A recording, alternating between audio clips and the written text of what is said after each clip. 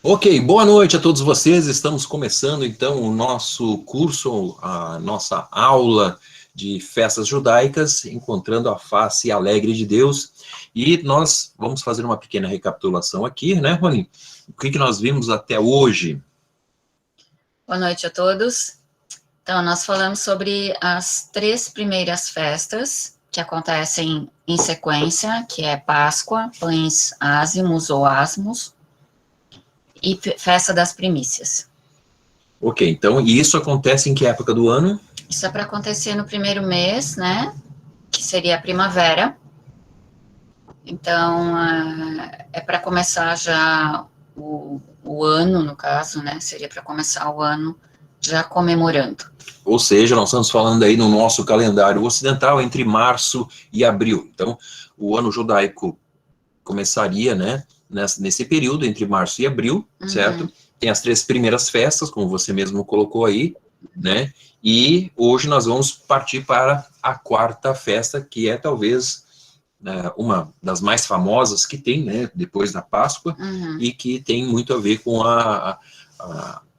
principalmente o Novo Testamento. Então, nós vamos começar a nossa aula de hoje falando justamente sobre essa festa. E essa festa nada mais é, nada menos é do que, conforme vocês estarão vendo agora aí na tela de vocês, qual? Opa! Aqui.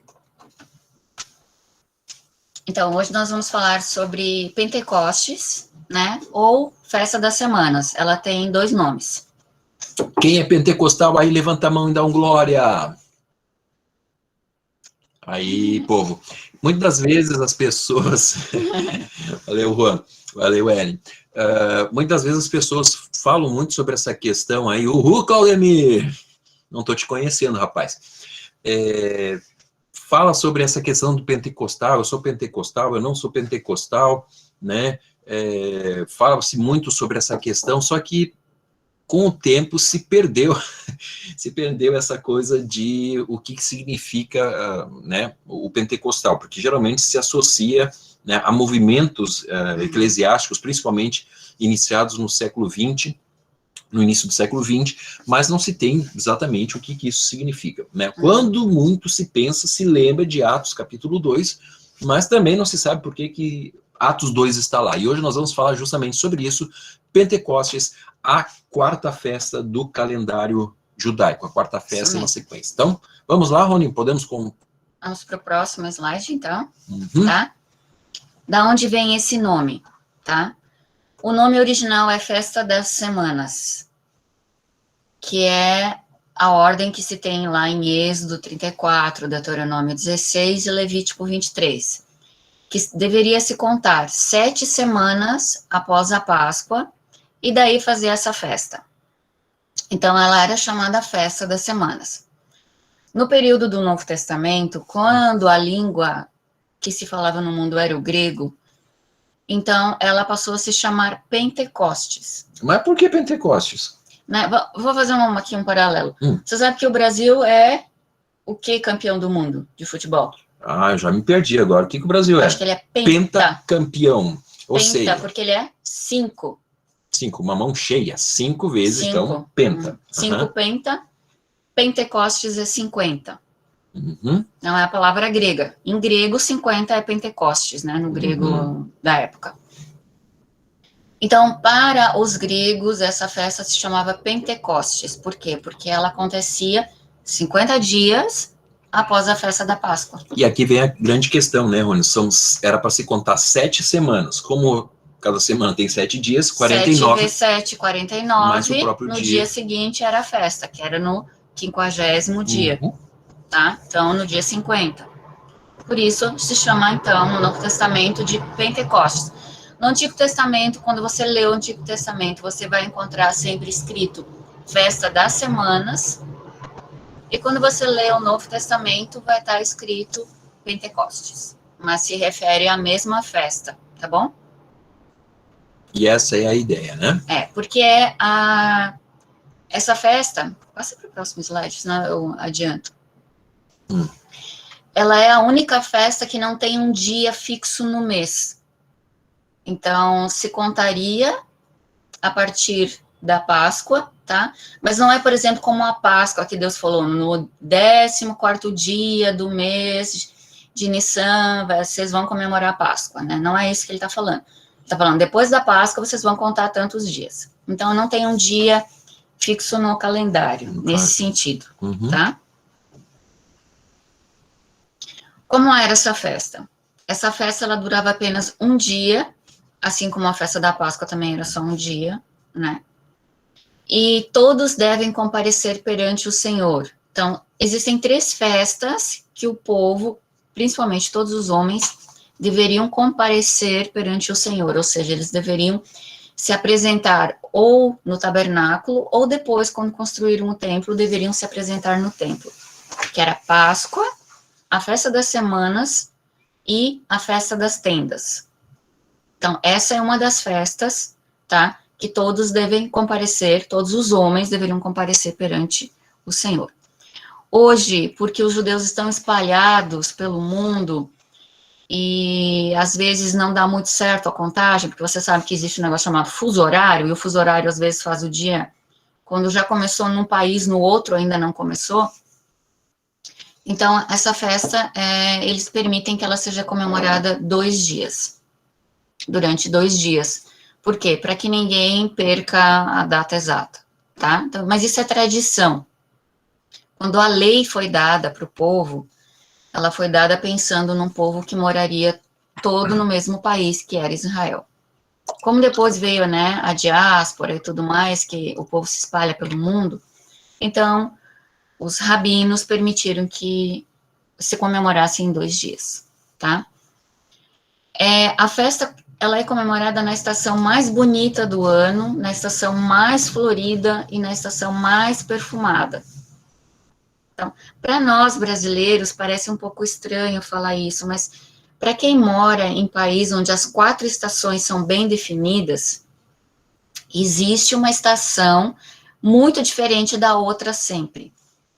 E tem sim uma estação que é a mais bonita, que é a mais florida e, consequentemente, a mais perfumada, tá? Que, no caso, é bem quando acontece Pentecostes. Por quê?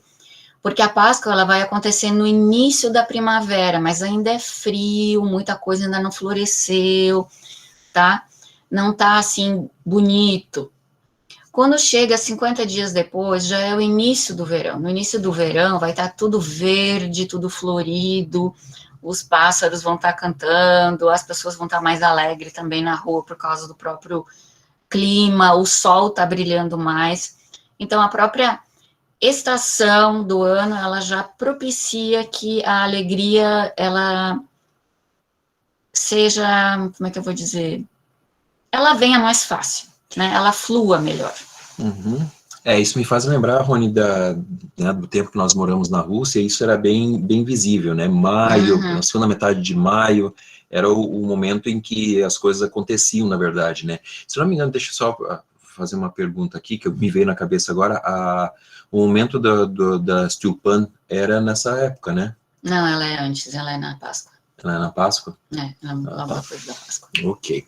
Então, essa época da festa das semanas é onde começam as primeiras frutas, onde as árvores estão floridas para dar fruta, e, então começa a florescer muita coisa também, é uma estação muito bonita, tá?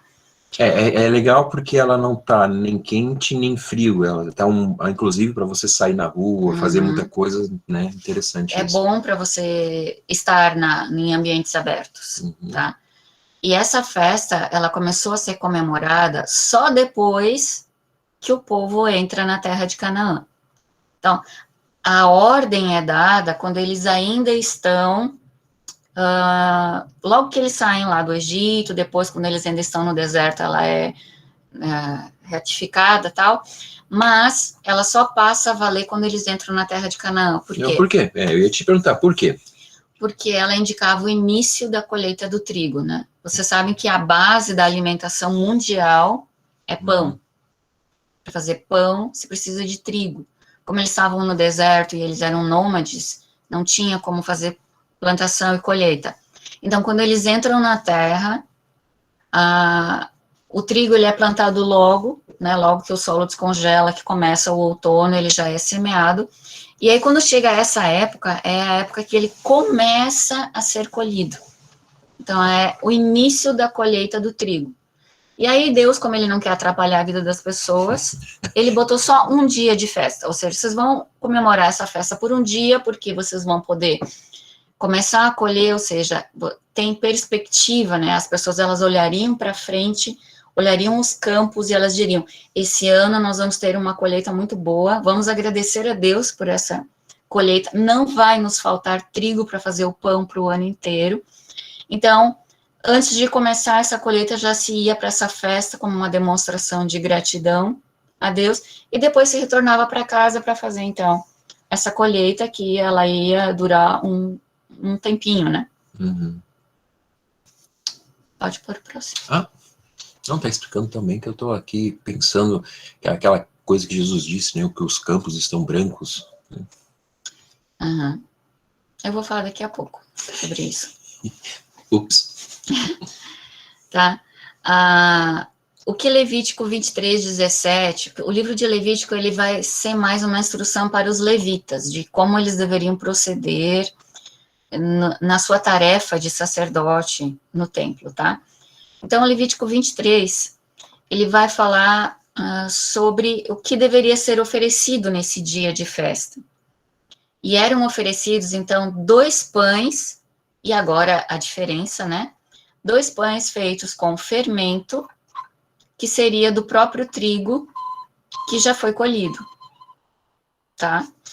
Então, diferente da festa dos pães da Páscoa e da festa dos pães asmos, quando era pão sem fermento, aqui os pães são com fermento, então seriam pães fofinhos. Por que são fofinhos e com fermentos? Porque já temos o quê? Então, se vocês lembrarem da aula passada, nós falamos que Jesus, ele se apresenta, né, na cerimônia da Páscoa, oferecendo o corpo dele como aquele pão que ele está usando na cerimônia, na ceia da Páscoa, é um pão sem fermento, ou seja, é um pão sem nenhum tipo de corrupção. Então, ele está falando que ele não tem pecado. Agora, como está sendo oferecido pães com fermento e é o início de uma grande colheita, quem são esses pães com fermento? Somos nós, seres humanos, pecadores, que estamos sendo agora parte dessa colheita.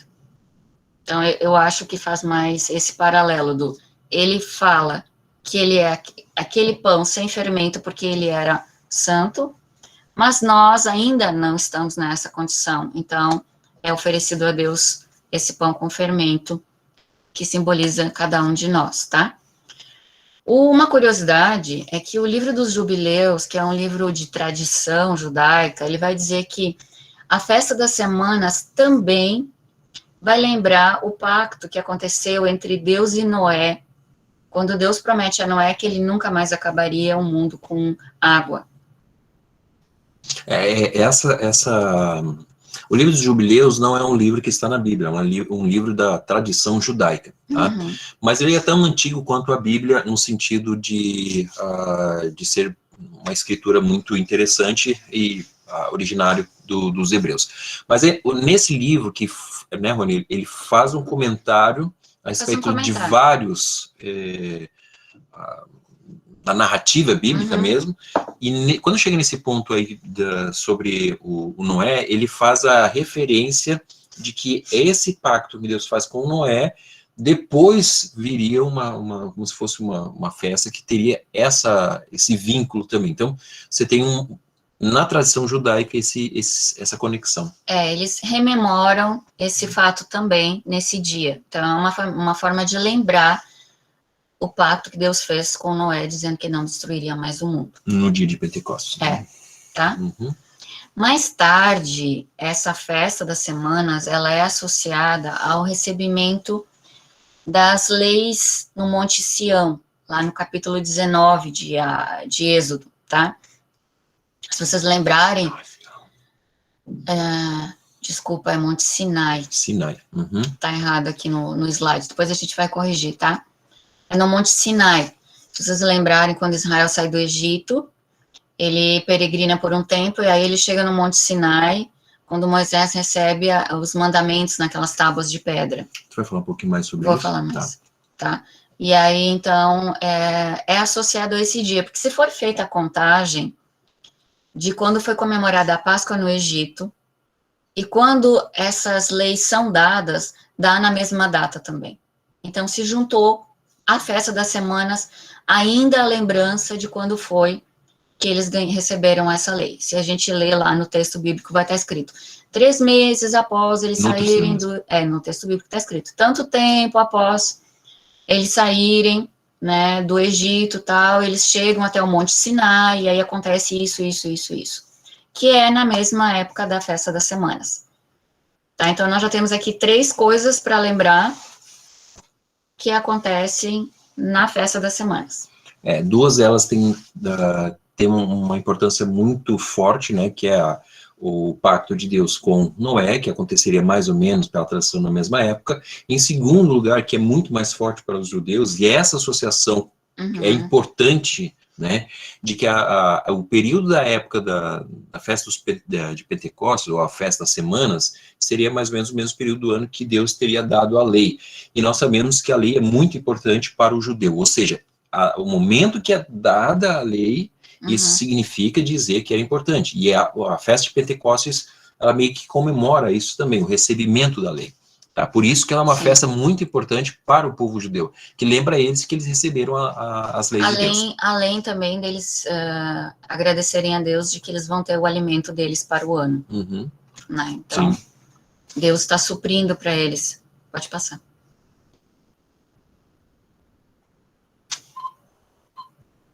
Eita, tá fazendo bagunça aqui, Xuxa. Aí.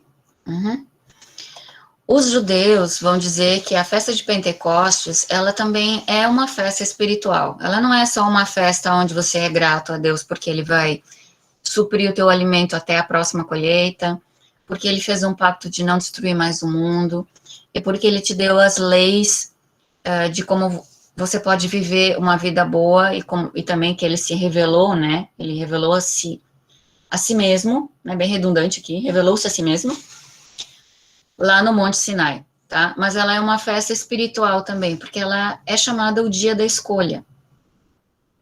A festa de Pentecostes é chamada de o dia da escolha. Pelo povo judeu. O povo judeu chama a festa de Pentecostes de o dia da escolha. Ela é uma festa espiritual. E tu vai explicar o porquê que se chama dia da escolha. Não, só para saber, porque aí o pessoal ali tá olhando, tá dizendo assim, tá, mas o que tem a ver Pentecostes com esse tal de dia da escolha? Então, a gente vai ter que ir para Hebreus 12, tá? Depois vocês leiam, por favor, Hebreus 12 com bastante atenção. E aí vocês vão lembrar de Hebreus 12, Êxodo 19 e 20, que é o paralelo, né? Hebreus vai citar Êxodo 19 e Êxodo 20. Ele vai dizer que quando Deus ele desce no Monte Sinai, o povo fica tão apavorado que eles dizem para Moisés que Deus não fale conosco, mas que ele fale com você e você depois nos conte. Mas o que Deus queria era falar com todo o povo. E o povo escolheu não ouvir a voz de Deus e ouvir a voz de Moisés. Então, foi um dia de escolha. Eles escolheram ouvir Moisés e não a Deus. E aí, Hebreus 12 vai dizer, prestem atenção, escolham ouvir a voz de Deus. Por isso que Hebreus está falando isso, né? Não está colocando simplesmente lá, ouçam a voz de Deus. Não, ele está fazendo a referência a Êxodo 19, quando o povo escolheu não ouvir a voz de Deus. Por medo, mas escolheu não ouvir. Então, fica um alerta para nós. Nós ouvimos mais quem? A voz de Deus ou a voz dos pastores, dos amigos, dos discipuladores? Qual é a voz que a gente mais ouve? Qual é a voz que a gente escolheu ouvir mais? Tá? E não é, olha só, não é que é errado, né, professores?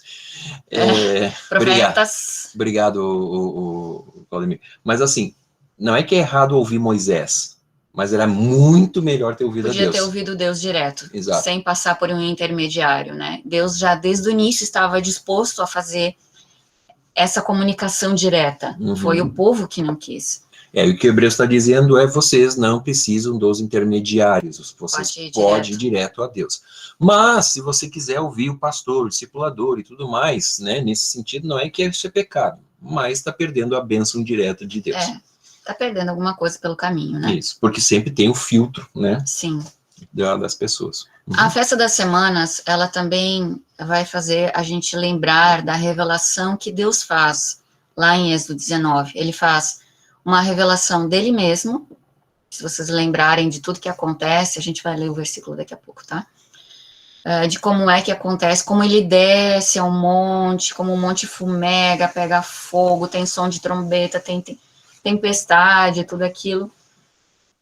Então, Deus está fazendo uma revelação dele mesmo, ele está fazendo uma revelação do poder dele, porque o povo fica apavorado, e ele também está fazendo uma revelação agora da Torá, ou seja, da lei, que a lei, na verdade, é para o nosso próprio benefício.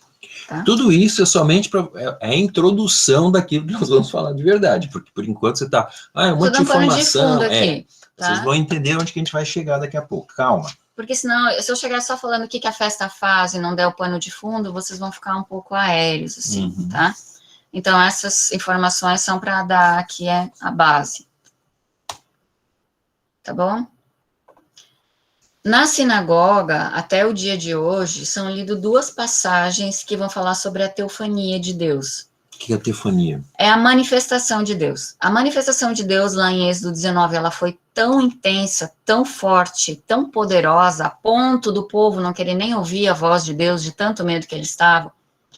Mas agora na sinagoga, eles leem ainda Ezequiel 1 e 2, que também é uma manifestação de Deus, quando Deus aparece para Ezequiel, que ele aparece num carro com serafins e tudo mais, e o povo fica também, Ezequiel, ele fica atônito, tá? Também tem uma outra manifestação de Deus que ele faz em Abacuque 3, quando Abacuque também fica chocado com o que ele vê. Então, eles lembram que Deus se manifestou a eles mais de uma vez. E nesse dia, porque é uma festa agrícola e ela está relacionada à colheita, também, até hoje, é lido o livro de Ruth, tá? Que é um livro que fala de colheita. Se vocês lembrarem, Ruth era uma moabita, que ela, então, resolve morar com a sogra dela em Israel, agora ela era viúva, e ela chega bem nessa época da colheita do trigo, tá? E o que mais impressiona em Ruth é que antes, inclusive, dela chegar em Israel, quando ela ainda está em Moab, ela faz uma escolha, né? No dia da escolha, ela faz uma escolha. Ela escolhe ter aquele povo como povo dela, ou seja, ela está trocando de cidadania, né? Ela está pedindo naturalização, e ela escolhe o Deus deles como o Deus dela. E isso ficou tão marcado que ela entra na genealogia de Jesus. Ela é avó do rei Davi. Bisavó. Acho que ela é bisavó. Agora eu tô meio atrapalhada. Acho que ela é a bisavó do rei Davi, e ela entra na genealogia de Jesus por causa de uma escolha. Ela escolheu o mesmo Deus. Ela trocou o Deus dela pelo Deus de Israel. Bisavó, né? Então, isso também, os judeus, eles leem esse livro também pensando que os gentios seriam unidos um dia ao povo de Deus através do Messias. Como eles ainda esperam o Messias chegar, eles acham que, né, vai acontecer. Nós que já acreditamos que o Messias veio, e somos nós que estamos já nos juntando a esse povo de Deus, para nós isso já está fazendo parte, né? Essa colheita já começou. Pausa para a propaganda. Se você quiser saber um pouco mais sobre o livro de Ruth, a história, o pano de fundo, o contexto cultural, espere pelo curso de Rony Ângela sobre Ruth a Moabita. Se você quiser saber um pouco mais, mande para nós uma mensagem pedindo: eu quero sim estudar Ruth com Rony Ângela. Minha nossa. Fechando o parênteses, agora voltando, um dos textos que você trabalha, é Ruth, que é fantástico aquilo. Eu escolho. Tá, Claudemir, você não é só para as mulheres. Não, pode escolher. Inclusive, o pessoal usa, né, a declaração dela para versículo de casamento, né? O teu povo será o meu povo, o teu Deus será o meu Deus. Mas ela faz essa escolha antes mesmo de saber quem é o povo, antes mesmo de estar no meio do Deus deles. Mas é isso que deu o grande boom aqui, para ela ser lembrada com honra até hoje no meio do povo judeu. E nós vamos parar de falar de Ruth. Nós vamos... Muda o slide. Senão a emenda Ruth aqui acabou o estudo do Pentecostes. Tá. Agora a gente vai falar um pouquinho sobre Novo Testamento, Atos 2, né? Atos 2 é quando acontece a festa, então, pela primeira vez com o nome de Pentecostes, tá? Se vocês lerem Atos 2, vocês vão ver que Pedro, quando ele vai fazer a pregação dele para os povos que estão em Jerusalém, ele vai falar muito sobre o rei Davi. É o único que ele cita. Eu não sei se... 2 vezes. Ele cita 2 vezes. E ele cita o rei Davi, por quê? Porque a tradição diz que o rei Davi morreu nessa data também. Então, quando o povo judeu, ele vai a Jerusalém, principalmente naquela época que o túmulo ainda estava lá e estava identificado, né? Eles iam fazer uma visita ao túmulo do rei Davi. Eu estive lá no túmulo dele. O verdadeiro, não no que eles dizem. Ou seja, até hoje tá lá e o pessoal fazia uma espécie de peregrinação, né? Engraçado que hoje, Rony, o túmulo, as pessoas passam por ele e não notam, não sabem que aquele é o túmulo, mas na época do Novo Testamento era como se fosse parte do roteiro da festa do Pentecostes. Por quê? Porque a tradição dizia que ele morreu justamente nessa época. Como as pessoas já estavam, de todo Israel, estavam em Jerusalém, também fazia parte, vamos assim dizer, do itinerário da festa, lembrar do rei Davi. E na época de Atos 2, o túmulo ele ainda tinha um destaque, né? Ele ainda estava bem cuidado, ele tinha todo uma identificação que depois ele perdeu por causa das muitas guerras, né? E quem fala isso também sobre essa questão do túmulo? É o Joséfo. O Flávio Joséfo, claro. Eu olho para ela já para dizer Flávio Joséfo fala sobre isso. Tá? Então, os judeus iam do mundo inteiro, né, do mundo romano da época, do mundo inteiro para Jerusalém, para a festa do Pentecostes, e também faziam uma visita, então, ao túmulo do rei Davi. Por isso Pedro, ele vai fazer esse gancho. Quando ele vai fazer a pregação do evangelho, aqui em Atos 2, depois do acontecimento lá, do derramamento do Espírito Santo, ele vai falar sobre Davi. Por quê? Porque todo mundo estava com essa ideia na cabeça. Então, era um dia também de lembrar isso, tá? É interessante que Deus usa a roupagem das festas judaicas para transmitir novas verdades.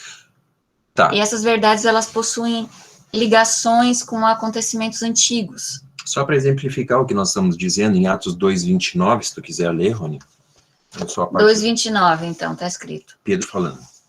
Irmãos, posso dizer-lhes com franqueza que o patriarca Davi morreu e foi sepultado, e o seu túmulo está entre nós até o dia de hoje. É isso que a gente está falando. Era uma coisa que eles sabiam onde é que estava e fazia parte, inclusive, do processo da festa. Por isso que ele vai citar isso. Ele está dizendo, o túmulo dele, que nós estamos aí comemorando a morte dele... Que vocês vieram visitar, né? Está aqui ainda.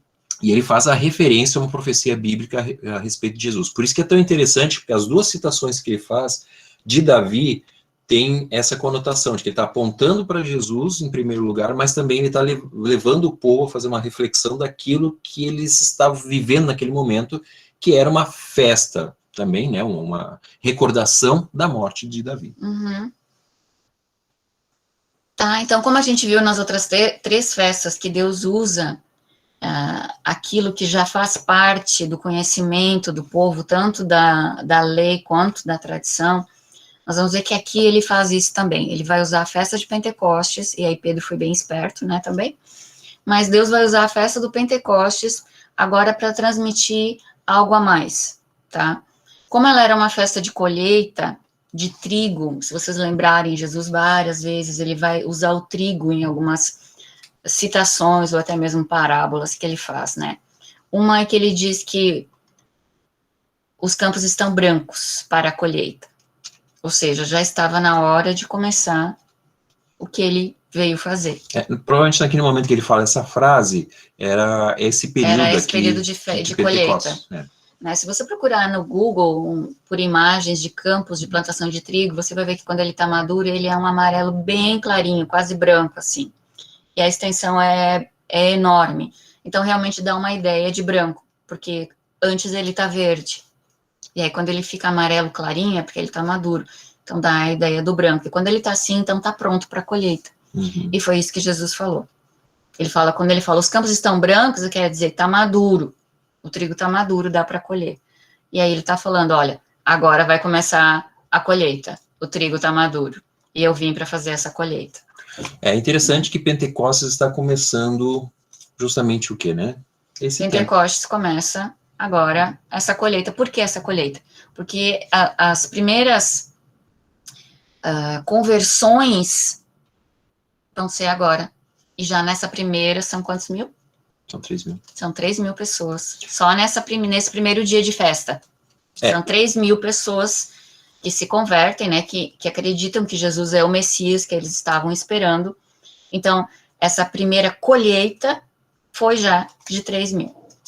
Interessante notar que a festa de Pentecostes é considerada pela igreja como vamos dizer, o início mesmo da igreja. A igreja nasce no Pentecostes, ou seja, começa a colheita da igreja, como nós entendemos, né? A igreja de Jesus começa justamente no Pentecostes, que é a festa da colheita. Jesus também ele vai falar, falando sobre colheita, sobre a separação do trigo e do joio. Do joio e do trigo. E para que essa separação seja feita corretamente, porque o trigo e o joio, eles são praticamente iguais, eles são muito, muito, muito parecidos, quem consegue identificar um e o outro é o Espírito Santo. Por isso o Espírito Santo vem nessa data. Inclusive, eu vou colocar para vocês, atenção, eu vou colocar para vocês aí nos nossos grupos, né, um vídeo, Rony, que é muito interessante, mostrando qual é a diferença entre o joio e o trigo. Porque geralmente a gente fala a diferença entre o joio e o trigo, só que nós muitas vezes não entendemos o que é isso, né? E não sei se tu vai querer... Não vai falar porque... Mas eu só vou dar um detalhe aqui, ó, que não dá para saber o que é joio e o que é trigo enquanto ele está verde. Só dá para saber o que é joio e o que é trigo na hora de colher. Na hora que se colhe. Na hora da colheita, que a gente sabe qual é qual. Quem é quem aqui, na verdade. Então, por isso que Jesus diz, não separem o joio e o trigo. Isso não é nossa tarefa. Ou ele está dizendo o quê? Não é nossa tarefa dizer quem é crente, quem não é crente, quem é salvo, quem não é salvo. Porque dentro da igreja vai ter joio, e no mundo pode ser que tenha trigo também. Então, não é nossa tarefa fazer isso, isso é uma tarefa que compete aos anjos, né? E como a gente já falou, quando nós falamos sobre Páscoa, é o Espírito Santo que vem e, como diz Paulo, ele coloca um selo em nós. É tipo o selo de autenticidade, né? Esse daqui é joio, não tem selo. Esse aqui é trigo, tem selo. Então, estamos selados pelo Espírito Santo, sim. Sim.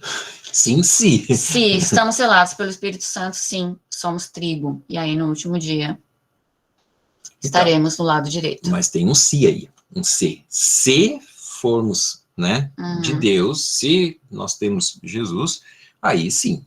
Né? Só ir à igreja não garante nada. Exato. Tá? Porque o joio, ele é tão parecido com o trigo que ele fica lá no meio até o final. Tem muitas pessoas passando por trigo sendo joio, e tem muito joio que parece trigo e vice-versa. Vamos para o próximo? Vamos? Já? Estamos no próximo? Já falei. Ok. Eu falei no último? O que era o último? Não falei? Não sei, eu acho que não. Volta lá então, por favor. Desculpa. Eu não lembro se tu falou.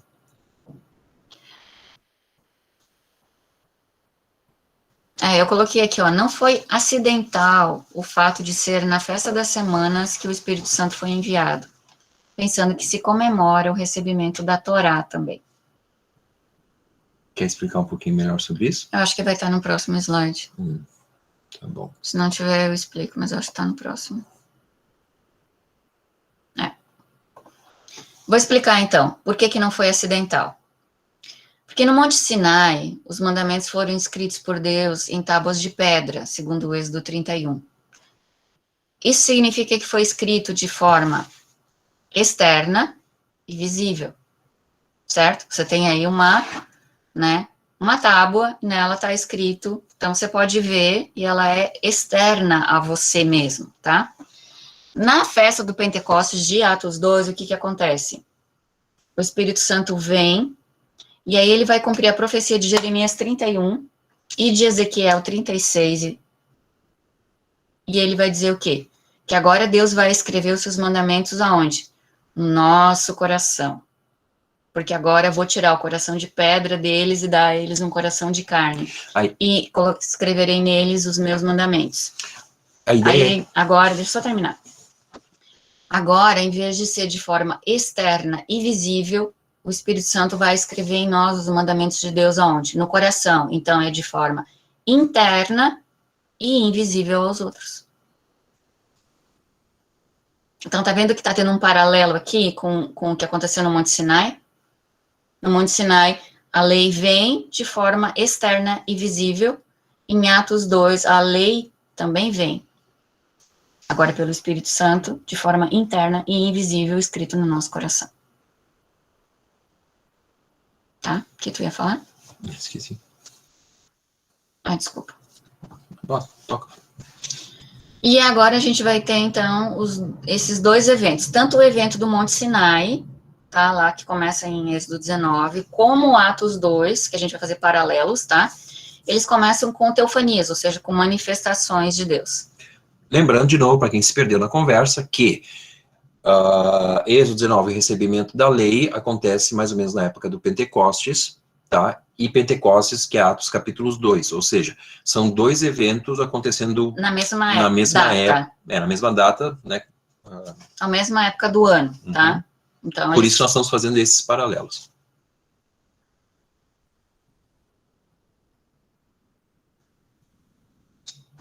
Peraí, Claudemir, vamos ler a pergunta toda que não apareceu. Pergunta de escola dominical, aqui segundo o Claudemir. Como eu sei que Deus escreveu sua lei em meu coração? Qual a evidência? A evidência vai estar na minha... Quer para responder depois? Tá bom, depois respondo. Vamos continuar aqui, então. Vamos fazer os paralelos, então, com a manifestação de Deus lá em Atos 2, tá? Com Êxodo 19. Então, a entrega da Torá em Êxodo, o derramamento do Espírito Santo em Atos 2, tá? O que os dois acontecimentos têm em comum? Eles têm o vento. Então, como um vento, ou seja, esse vento é a presença de Deus como Espírito. Você sabe, né, que Deus é Espírito, a Bíblia fala que Deus é Espírito. Então, quando Deus se movimenta, a gente só percebe pelo vento. Eu vou ler aqui uma citação que o Flávio José escreveu, se referindo a esse acontecimento de Êxodo 19, tá? Para a gente ter um paralelo, uma informação diferenciada do que só Êxodo 19, tá? Ele fala assim, ó. Na manhã do terceiro dia, antes do nascer do sol, viu-se o que até então não se havia presenciado no mundo. O céu estava tão claro e sereno que não existia a menor nuvem. Mas uma nuvem surgiu quase de repente e cobriu todo o acampamento dos israelitas.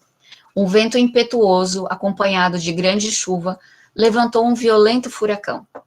Os relâmpagos seguiam-se um tão perto do outro que deslumbravam não somente os olhos, mas lançavam terror aos espíritos.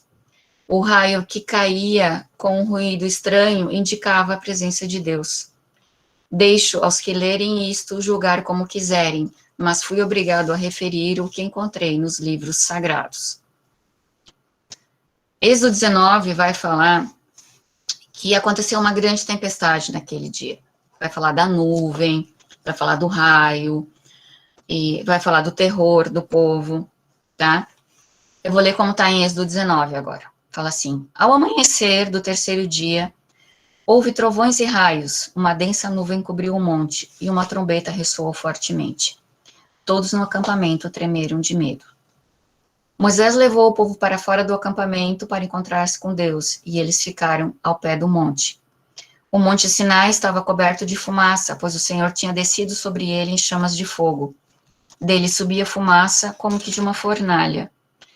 Todo o monte tremia violentamente, e o som da trombeta era cada vez mais forte. Então Deus falou, desculpa, então Moisés falou, e a voz de Deus lhe respondeu.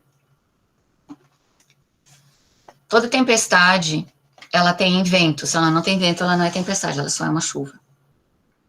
Então, a gente vai entender, né, pegando só o texto de Êxodo 19, quando fala de tempestade, que sim, tinha vento, e aí o Flávio Josefo, ele confirma isso, dizendo que sim, houve um vento muito forte. Quando a gente vai para o texto de Atos 2, vai dizer que os discípulos estavam reunidos no dia de Pentecostes, dentro de uma casa fechada, e de repente veio do céu um ruído como um vendaval impetuoso. Ou seja, a casa estava toda fechada, não tinha nem por onde entrar esse vento. Né? Não era um vento, um simples vento. A ideia aqui em Atos 2 é de que esse vento, ele dá a sensação de ser quase palpável, por isso que ele fala que ele encheu a casa. Se fosse só um vento, você não tem a sensação de que ele enche. Ele só passa, ele não fica. Se eles estão dizendo que encheu toda a casa, é porque você tem a sensação de que algo está ocupando espaço. Então, não é um simples vento. Por isso se diz que era a presença de Deus. Assim como ela foi lá no Monte Sinai, ela aqui também era a presença de Deus. Então, esse é mais um dos paralelos, tá? O outro que nós vemos também é o fogo, como eu acabei de ler aqui em Êxodo 19, né? Vai dizer que toda a montanha fumegava, porque Deus descera sobre ela no fogo. O fogo era visível para todos. Todos viam aquela fumaça, aquele fogo, tá?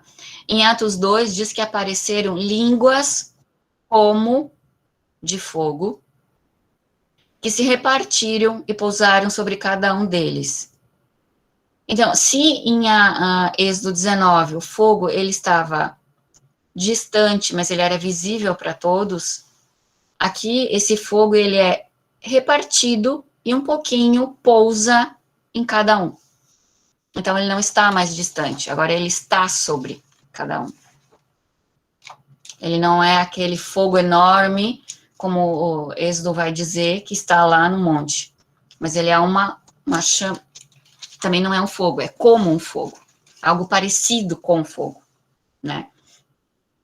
Atos vai dizer, então, que era como isso, e aí quando aquilo vem num formato só, de repente ele começa a se dividir e vai pousando sobre nós, sobre as pessoas, tá?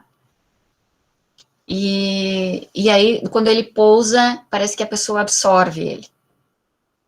Então não é uma coisa como geralmente a gente vê nos desenhos ou sei lá, em algumas representações, aquele monte de linguinha de fogo, assim, como se fosse chama de vela, sabe? Que apareceu, assim, de repente... Não é um monte que vem, é uma coisa só que veio. É uma bola de fogo. Digamos que seja algo grande, tá? Que daí vai saindo aos pedacinhos e vai pousando sobre cada um.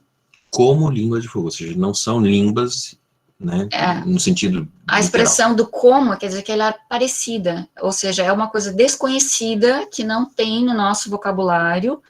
Então, a gente vai dizer, parece com tal coisa. Eu não sei te dizer o que é, mas parece com tal coisa. Então, toda vez que a Bíblia falar era como tal coisa, quer dizer que era parecido com aquilo, mas não é aquilo. É porque eu não tenho como definir aquilo. Que é o que não aconteceu em Êxodo 19, né? E não houve essa repartição, talvez provável também porque o povo não se achegou. No caso de Pentecostes, eles estavam lá, e aí o fogo veio, né, e sei lá o que for lá, mas vamos chamar de fogo, e aí enquanto eles estavam lá, aquela massa, ela vai se não é dissolvendo, vai se dividindo e sobre cada um vai um pouco daquela massa, que parecia então língua de fogo. Né? Então, essa é a diferença. O primeiro povo, eles não quiseram ouvir a Deus e eles não se achegaram. Eles ficaram alheios a essa chama. Já na segunda vez, a chama, ela vem e ela penetra, tá? O outro paralelo que a gente vai ter, aí nós vamos ter que dar uma explicadinha um pouquinho melhor, é sobre línguas. tá? A palavra usada em Êxodo 19, que está traduzida como trovão, né, que eu li para vocês aqui, que dizia que, quer ver? Ao amanhecer do terceiro dia, houve trovões e raios, uma densa nuvem cobriu o monte, uma trombeta ressoou fortemente. A gente foi olhar no hebraico, e a palavra que traduziram no português para trovão, na verdade, no hebraico, ela é kolot, tá? Igual tá aqui no slide, kolot. Kolot significa vozes. Para trovão se usa uma outra palavra em hebraico. Não é kolot. Kol é voz no singular. Kolot são vozes no plural. Não sei se tu quer falar alguma coisa. Não, tá indo bem. Tá? Então, o que aconteceu aqui é que houve o quê? O som de muitas vozes e raios em Êxodo. Houve o quê? Ao amanhecer do terceiro dia, houve, Vozes. pelo hebraico seriam vozes e raios. Uma densa nuvem cobriu o monte e uma trombeta ressoou fortemente. Houveram vozes no plural, tá? É a pergunta que não quer calar. O que são vozes, então? Parece que Deus não desceu sozinho, né, nesse monte. Parece que ele desceu aí com um exército. É, acompanhado, tipo assim, foi o rei com a comitiva O rei não toda, vai sozinho, não. o rei sempre vai acompanhado, tá? Então, tem uma tradição rabínica que diz que quando a Torá ela foi promulgada lá no Monte Sinai, era como se Deus estivesse falando as línguas que eles ouviram, eram as 70 línguas do mundo, que rememora, tá? A Tábua das Nações, que está lá em Gênesis 10. Porque Gênesis 10 diz que o povo do mundo foi dividido em 70 línguas, em 70 nações. E então os rabinos vão dizer que essas vozes que eles ouviram esse dia no Monte Sinai era uma indicação de que Deus estava transmitindo a lei dele aos 70 povos do mundo. Por quê?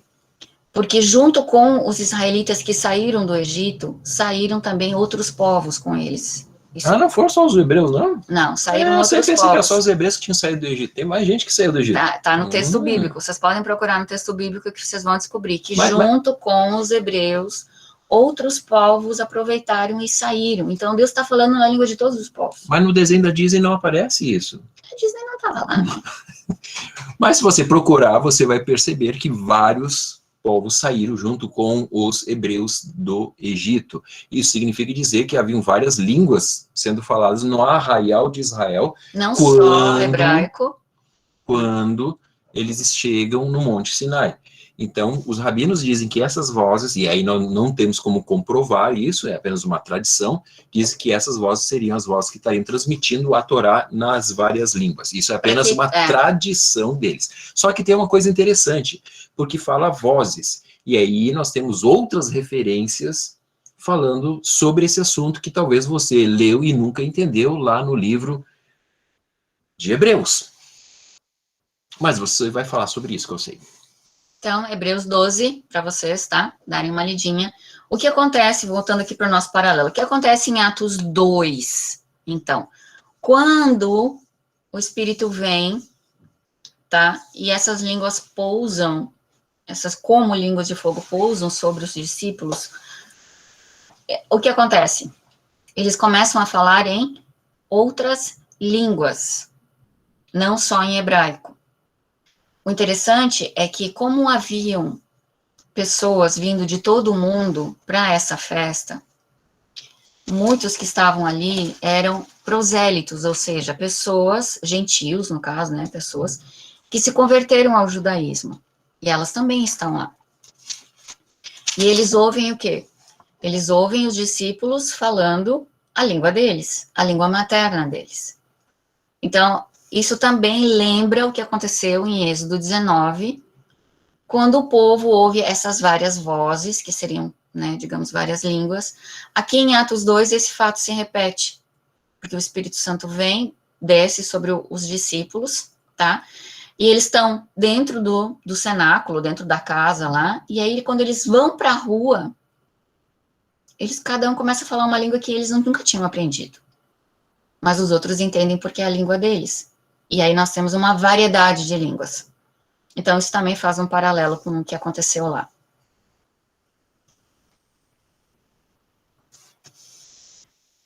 Tu vai comentar alguma coisa? Não, eu ia falar porque sobre Pode ir. Hebreus 2, que eu até agora tô... Hebreus 12? 12. Pode falar, então. Hebreus 12 começa no 18. Não, mas por que a gente tá... Hebreus 12, 18 vai falar assim: vocês não chegaram ao monte que se podia tocar e que estava em chamas, nem as trevas, a escuridão, nem a tempestade, ao soar da trombeta e ao som de palavras tais, que os ouvintes rogaram que nada mais lhes fosse dito, pois não podiam suportar o que lhes estava sendo ordenado. Até um animal, se tocar o monte, deve ser apedrejado. O espetáculo era tão terrível que até Moisés disse: estou apavorado e trêmulo. Ele está falando aqui no versículo 19, ao soar da trombeta e ao som de palavras, plural. Ele não está falando de trovões. Ou seja, ele está falando a mesma coisa que fala em Êxodo 19 sobre o Kolot. Alguns vão interpretar que seria uma assembleia de santos, de anjos, de querubins, etc., que estavam junto com Deus, que estavam falando em várias línguas. Mas o interessante disso tudo é que você tem um paralelo entre, justamente, o Monte Sinai e o dia de Pentecostes, onde as pessoas estavam reunidas, e aí eles vão ouvir agora, não através desses anjos, dessas outras vozes, mas através das pessoas que estão falando pelo nome de... Mas não era isso que eu queria falar. Então, para as pessoas que estavam lá nesse dia da festa de Pentecostes, a festa das semanas, que aconteceu aqui em Atos 2, para eles tudo que aconteceu estava fazendo muito sentido, porque tinha muita coisa em comum com aquilo que aconteceu quando eles receberam a Torá em Êxodo 19. Então, aquilo por si só já foi muito impactante para eles. Tá? E isso provocou, é interessante, que isso provocou dois tipos de reações nas pessoas. Se a gente for ler o texto de Atos 2. Que alguns ficaram admirados e atônitos. E começaram a perguntar, poxa, mas esses não são galileus? Como é que eles estão falando na nossa língua, né? Mas teve outros que zombaram e disseram, estão bêbados. Então, nós tivemos dois tipos de reações. Até hoje, nós temos dois tipos de reação, né, das pessoas.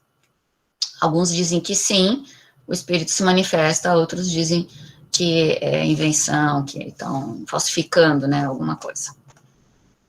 Então, desde o início, a gente tem esse tipo de reação, como a gente teve lá já, em Êxodo 19, né, de quem quis ouvir e de quem não quis ouvir. Então, essas pessoas, elas ouvem a mensagem de Pedro, depois de todo esse impacto, né, porque você está lá por um motivo, você sabe o que aconteceu, o porquê que você está comemorando aquilo, e aí se repete um fato muito parecido, também de forma sobrenatural, com muitos paralelos. Essas pessoas, elas ficam, né, atônitas, elas ficam meio desorientadas, sem saber exatamente o que está acontecendo. E aí Pedro aproveita e ele faz, então, uma pregação dizendo o porquê. Por que que isso está acontecendo? E aí ele vai mencionar o Davi, que nós já falamos, tal. E essas pessoas, então, elas entendem o porquê e o que está acontecendo. E é interessante que os primeiros missionários já começam aí, né? Os primeiros pregadores, porque essas pessoas, elas retornam para a sua terra, para a sua casa, e agora elas levam com elas esse impacto do que elas viveram, essa mensagem nova que elas ouviram, isso que elas estão acreditando agora, de que o Messias veio. Uhum. Então, esses primeiros 3.000, que são os que ouviram e se converteram, quando eles retornam, eles também já retornam contando isso para outras pessoas. E aí começa... E é assim que começa a festa da colheita. E nós estamos nessa festa da colheita até hoje, né? Vamos pro último. Uhum. E para concluir, cada uma das 3 festas de peregrinação, que nem eu falei para vocês, que são 3, que são obrigatórios, que os homens compareçam diante do Senhor, essas 3, elas estão associadas a um evento histórico marcante do povo judeu e também a um tema religioso marcante. Tá? No Novo Testamento também. No Novo Testamento também. Então, a Páscoa, ela é a criação do povo judeu, quando ele está no Egito e ele se distingue dos demais povos. E também agora é a criação do povo de Deus, do reino de Deus, tá? Aí nós vamos ter a festa das semanas, ou Pentecostes, que a primeira vez foi a revelação da Torá e de Deus mesmo, e agora é o Espírito Santo em nós, trazendo, né, a lei para dentro de nós, para que a gente tenha agora, faça isso com o coração e não só pela obrigatoriedade. E nós vamos ter, que nós vamos falar na semana que vem, a festa das tendas ou tabernáculos, que os judeus chamam de redenção, que após 40 anos de deserto, eles puderam entrar na terra prometida. Então, eu espero que tenha sido compreensível, né, porque tem bastante informação. E nós vamos agora para a parte das perguntas e das interações também, tá? Ok.